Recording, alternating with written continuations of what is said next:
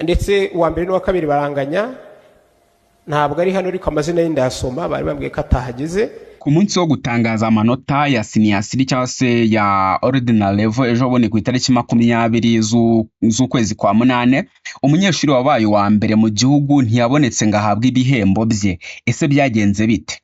Uyu ni Uwamariya Leontine muri ASF Nyamasheke wagize amanota 98 n'ibice 7%, ariko ku munsi w'umuhango ni yari ahari. Nyuma ya Minedike yasobanuye ko habaye ikibazo mu makuru ya telefone yari muri system ya SDMS. Reka tubanze twumve neza uko byagenze. Byababaje abumva ko habayeho akarengane babyumve.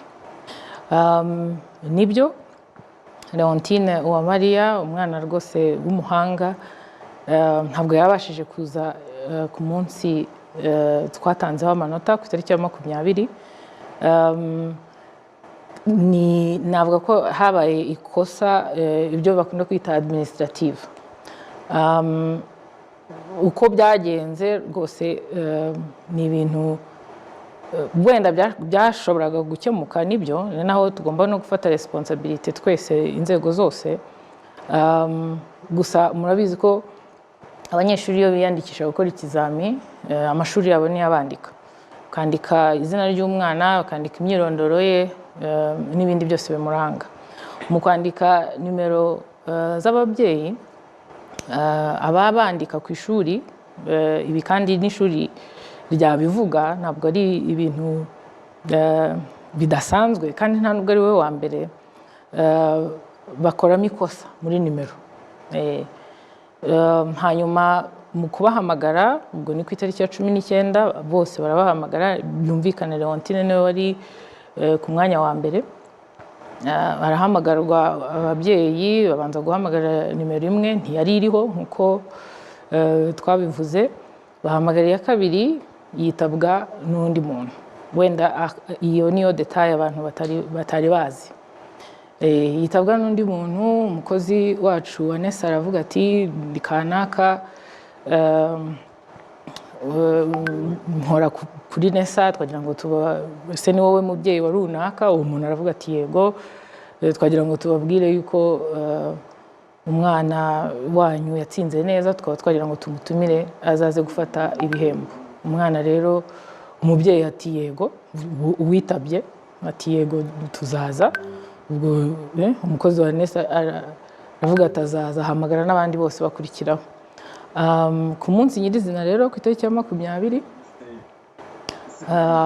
barongera nanone barahamagara, habura igihe gito ngo umuhango nyirizina utangire.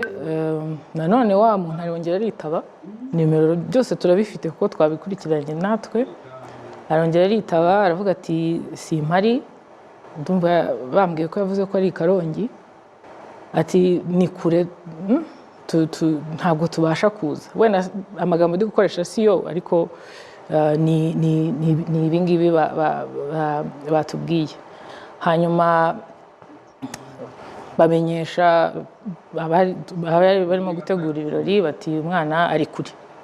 So mu kuvuga rero amazina, ari nacyo ntekereza ko cyakagombye kuba abantu bitaho, bamugezeho iyo haba harimo intention mbi no kudashaka ko havuga ibye no kutagira gute.